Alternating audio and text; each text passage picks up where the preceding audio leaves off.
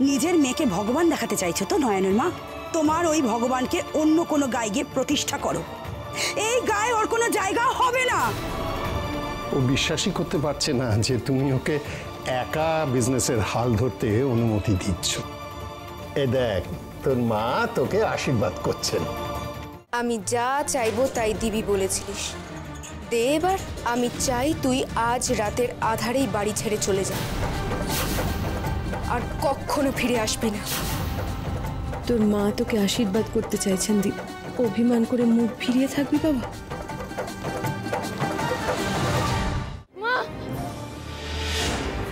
নয়ন, আমি এই দিনটার আশায় কতগুলো বছর কাটিয়েছি। তুই আসবি, আমার ব্যবসা সামলাবি। তুই এমন একটা কিছু কর যাতে দৃপ্ত ফিরে এসে ভাবে যে তুই ওর অফিস যাওয়াটাকে সেলিব্রেট করলি। বাবা যখন ব্যবসা শুরু করেছিল তখন কোম্পানির নাম বাবা তার মায়ের নামে রেখেছিল। সেরকমই আমি আমার প্রথম প্রজেক্টটা আমি আমার মায়ের নামে করতে চাই। আমি চলে যাচ্ছি গো মা, জন্মের মতোই অভাগী বিদায় নিচ্ছে। হ্যালো স্যার, আপনার কথা মতন উইলের পেপার তৈরি করে ফেলেছি। আমার ফোন তোমার হাতে কেন পিকু?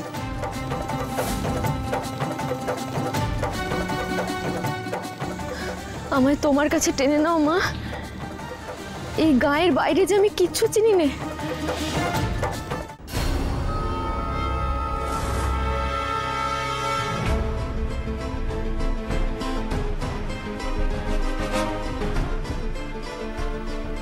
কি লাস্ট কলটা তো দেখছি দেবীদাসের, কলটা রিসিভও করা হয়েছে।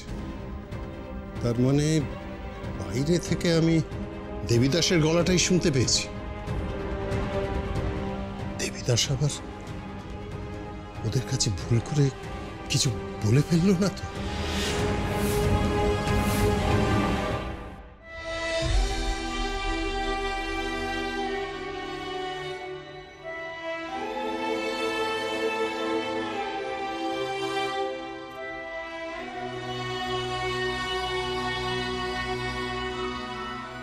বহুরূপী কাকা, এই গা ছেড়ে চলে যাচ্ছিস তো চল, তোকে এগিয়ে দি। তুমি কি করে জানলাম? তাই তো, তোকে কি আমি আজ থেকে চিনি রে মা? যখনই শুনলাম সেন গিন্নিমা বলেছেন তুই এই গা ছেড়ে না গেলে তোর বাড়ির সবাইকে পিঠে মাটি ছাড়া করবেন, তখনই জানি তুই বাড়ির কারো সর্বনাশ হতে দিবি না, নিজে চলে যাবি। এই গায়ের সকলে তাহলে আমাকে অলক্ষণে বলে এড়িয়ে চলে না, তাই না বহুরূপী কাকা?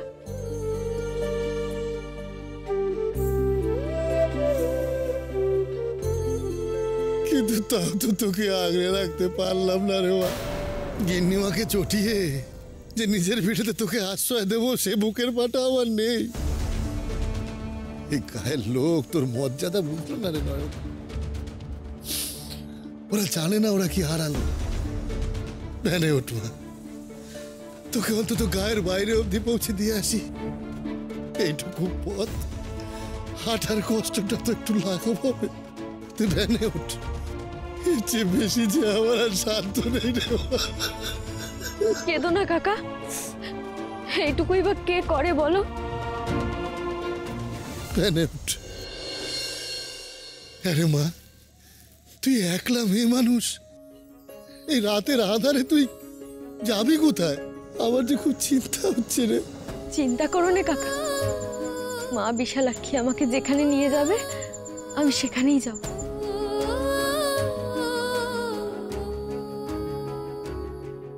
মা বিশালাক্ষী তোর মঙ্গল করুক। ওঠ।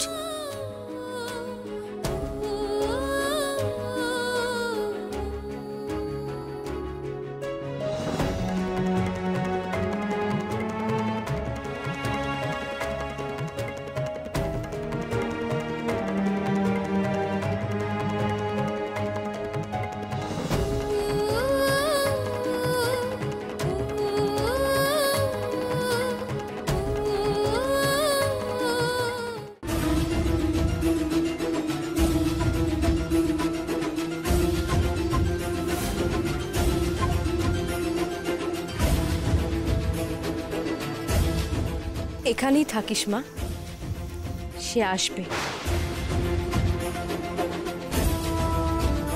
কি ঘর গুছিয়েছে একটু আমায় দেখতে হবে না? বড় বৌদি যদি তার ভাইয়ের থাকার ব্যবস্থা ঠিকঠাক হয়েছে কিনা সেটা দেখে নিতে চায়, তাতে তোমার আপত্তির কি আছে? আমি তো সেটাই বুঝতে পারছি না। আর যেচে পড়ে নিজের ঘাড়েই কেন দায়িত্বটা নিচ্ছ বারবার?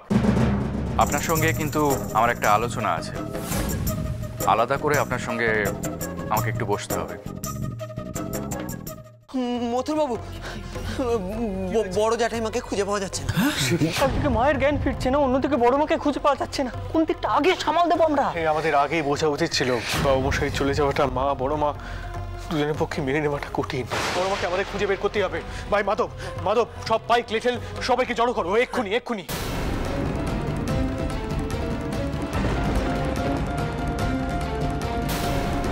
ছোট কর্তা আমাকে বাঁচান, ছোট কর্তা এখান থেকে আমাকে বের করে নিয়ে যান। ছোট কর্তা আপনি শুনতে পাচ্ছেন আমার কথা? মনে হলো যেন শ্যামার গলা পেলাম, আমাকে ডাকছে। যেভাবে হোক আমাকে শ্যামার কাছে যেতেই হবে। পেনি, আমি যে ভৈরবী মাকে কথা দিয়েছি তোকে ছাড়া আমি মন্দিরে কিছুতেই প্রবেশ করব না। তুই আর আমি যে হরিহর আত্মা। বেনি শুনছো শুনছো, তোমরা আমার মতো এক ছোট সন্ন্যাসীকে এই পথ দিয়ে যেতে দেখেছো? তোমার মতন কাউকে তো দেখিনি। তোকে অনেক বড় দায়িত্ব নিতে হবে, যে সকলকে রক্ষা করার দায়িত্ব। এত কাজ আমি সত্যি করতে পারবো? শ্রদ্ধেয় স্বামী বিবেকানন্দ কি বলতেন জানিস? ওঠো, জাগো, এগিয়ে চলো, লক্ষ্যে পৌঁছানো না পর্যন্ত থেমো না। আচ্ছা, তুমি একটু আমাদেরকে খুলে বলবে অফিসে ঠিক কি হয়েছে? তবে একটা জিনিস ক্লিয়ার হয়ে গেছে, আমাকে ফাঁসানোর জন্যই এই পুরো ঘটনাটা সাজানো হয়েছিল, এবং সেটা কে সাজিয়েছে সেটাও আমি জানি। রোহিণী, আমার কিন্তু মনে হয় এখন এই বিয়ে উপলক্ষে তোমার ওখানেই যাওয়া উচিত। আমি যাব? আমি ওই গন্ডগ্রামে যাব? তুমি কি বলছো? সবই ঠিক আছে, কিন্তু আমার মন বলছে জানো তো এই বিয়েতে ঝামেলা হবে। শবনম, ঝামেলাকে বুঝে নেওয়ার ক্ষমতা আমি রাখি। ওই যে কোড়াল ছায়া, ওর জন্যই তোমার জীবনে এত সর্বনাশ হয়েছে।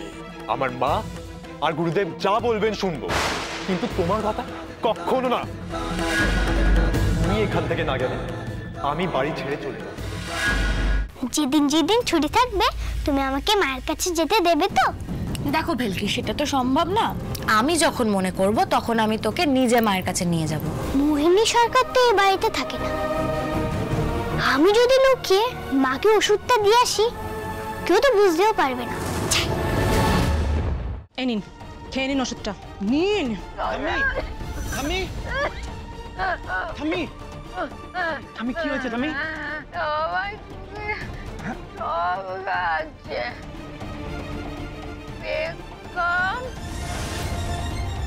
হ্যাঁ থামি, বেগম।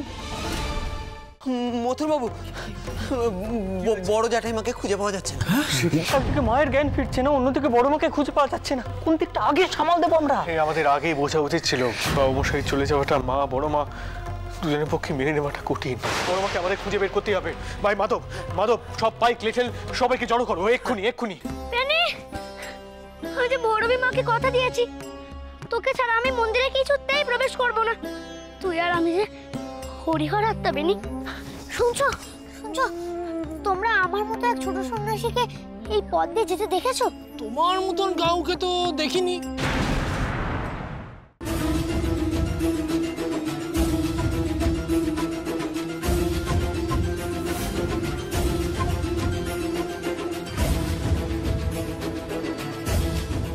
এখানেই থাকিস মা, সে আসবে।